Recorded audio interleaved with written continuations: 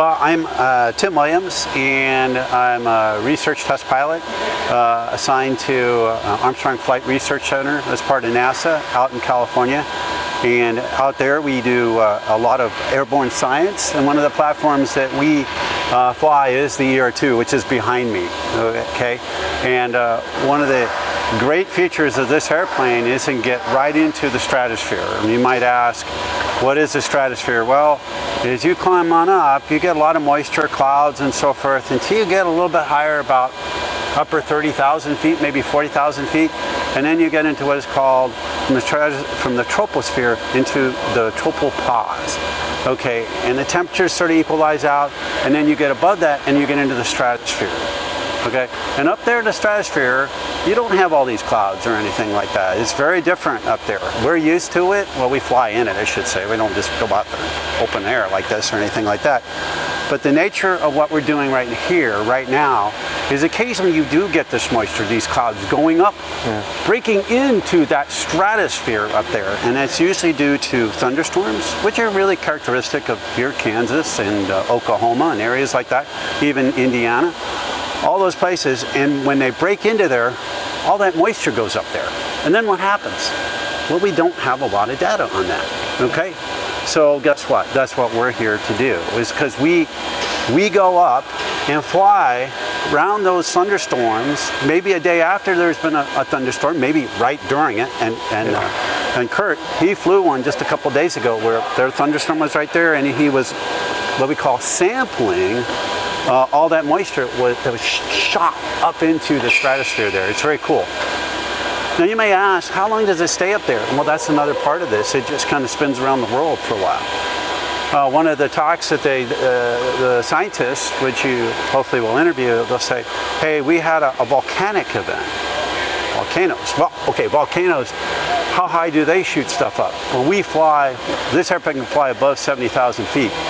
But volcanoes can shoot it all the way up into 100,000 feet. So we had a couple of those over in the Pacific recently, volcanic activity, and one was below the water level, so it shot a lot of water up there, and we're still seeing it up there. So it's really interesting. Okay, another thing that they do is, and we all know about it, is what's really important for life in general? Ozone. Got to have ozone. Not here, oh, that's bad. Up there, very, very good, because it blocks all the UV, okay? And if you don't have UV protection, which hopefully everyone on that views this, take care of your eyes, because these are really important.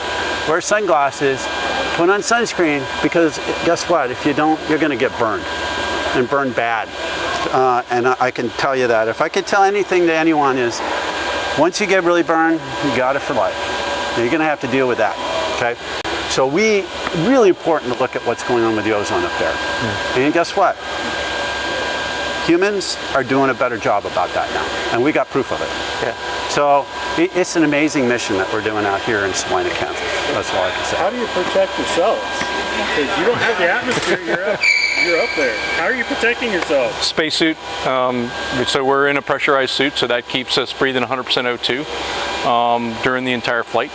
And then Tim and I talk about, you have a visor that protects you from the sun, but if you have the visor up, the sun, you can get sunburned, so you're really careful. So you're covered on everything but your face, so you wear sunscreen to protect yourself.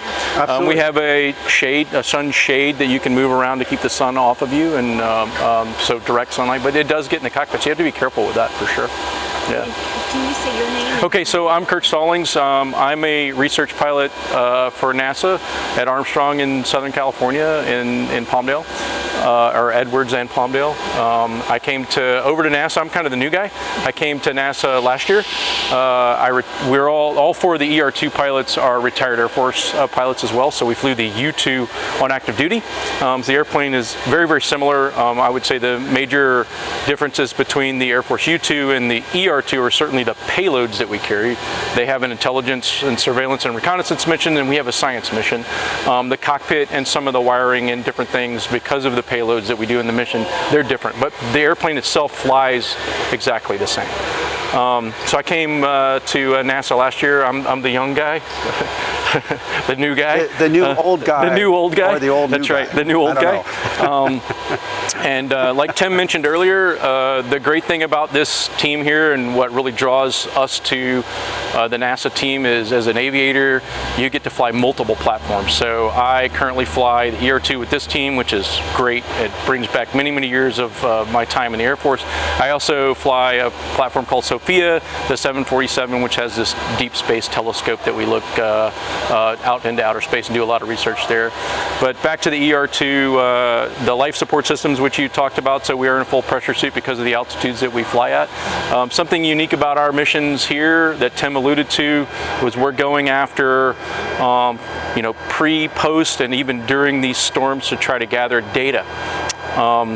Something unique that we didn't do for our many years in the Air Force was actually fly the airplane in what I called it. I actually made this mistake the other day when I was asking for a descent into what I said was the low structure, which is not.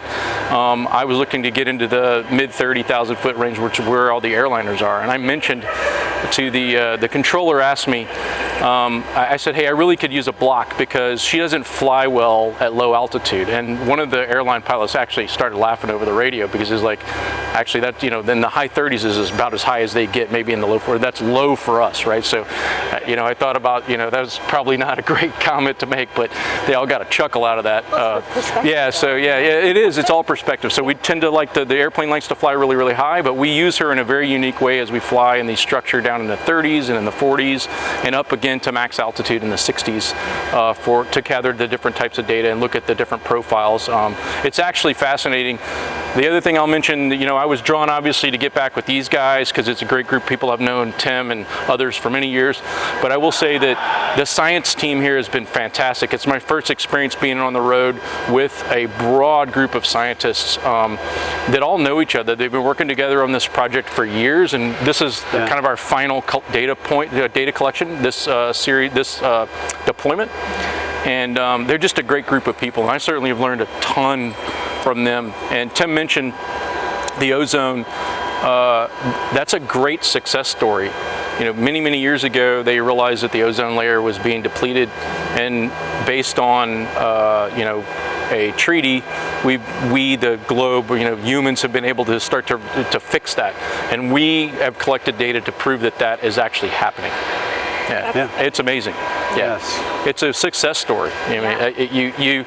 That should be proliferated, and what else can we do to fix things? We can do it if we put our minds to it. So. Absolutely. Yeah. How often do you guys do flights?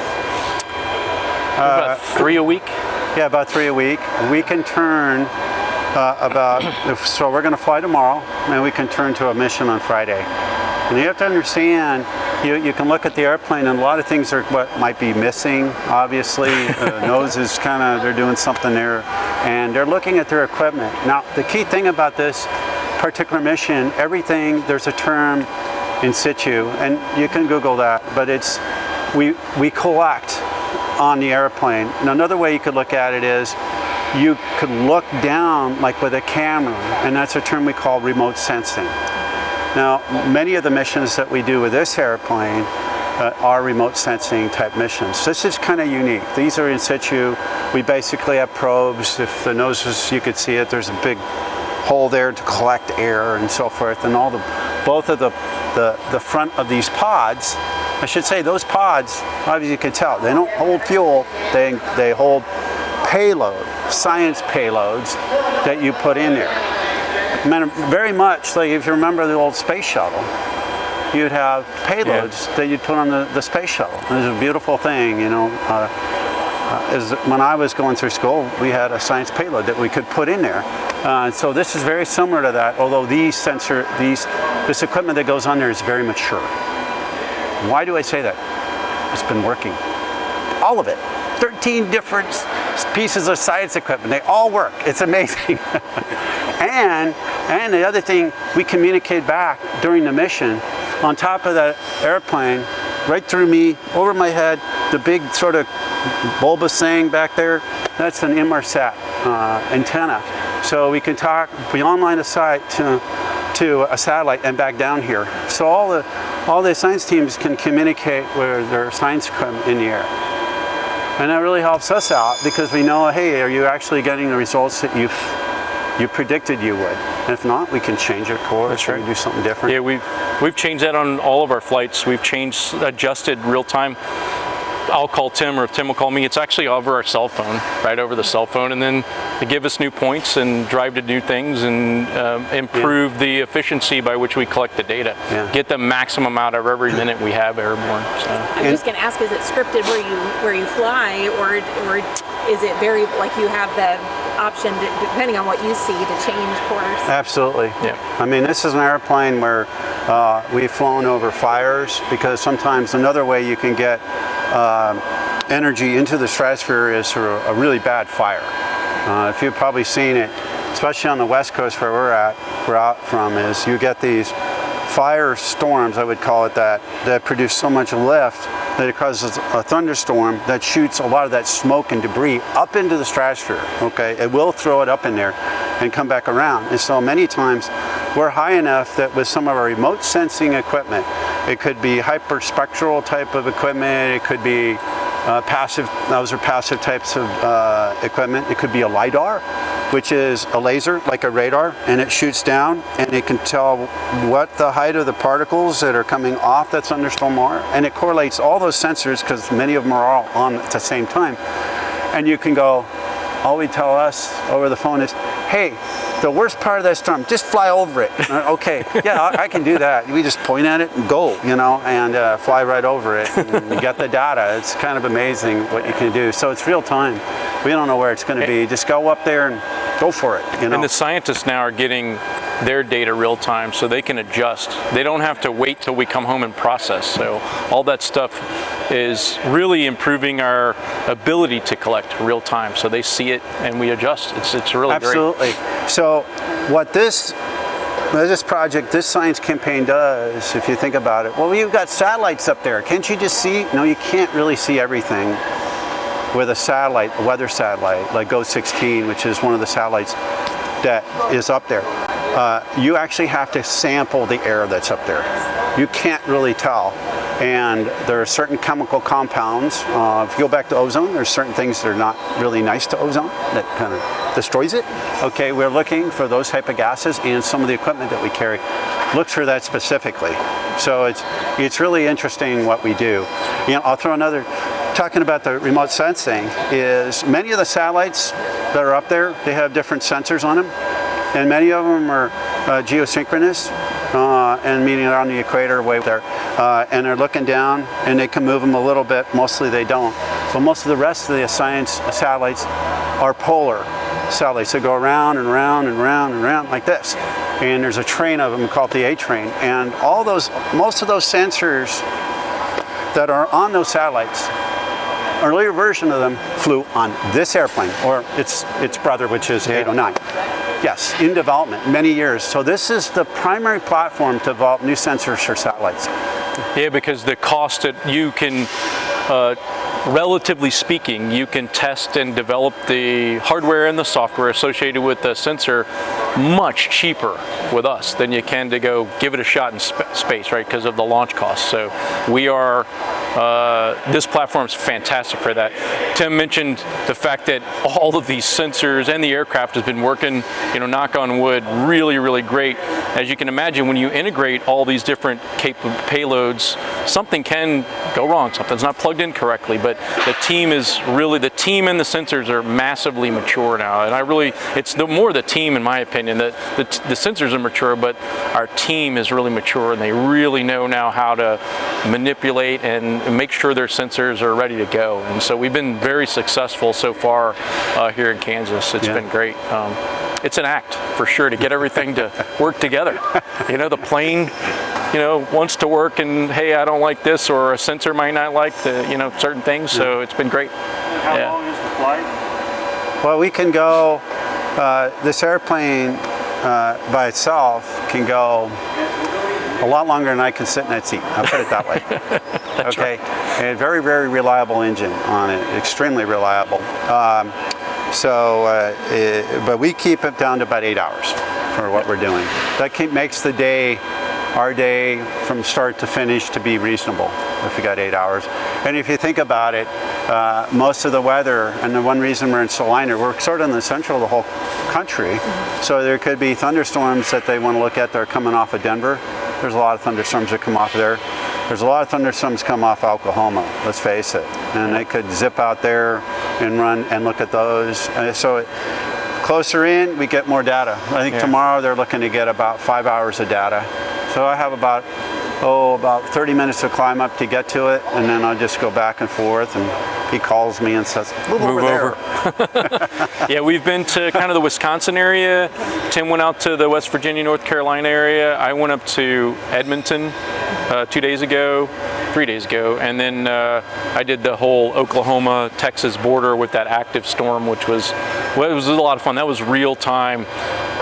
The plan, as soon as I took off, we changed the plan because the storm was moving. So these guys were telling me, hey, let's go here, let's go there. And that seemed pretty successful. So yes. That was really successful. So one of the things and why stratosphere is so important is how many airplanes actually fly up in that? Well, we're basically it right now. There's some other platforms that NASA has. W57 goes into that area a little bit lower than us.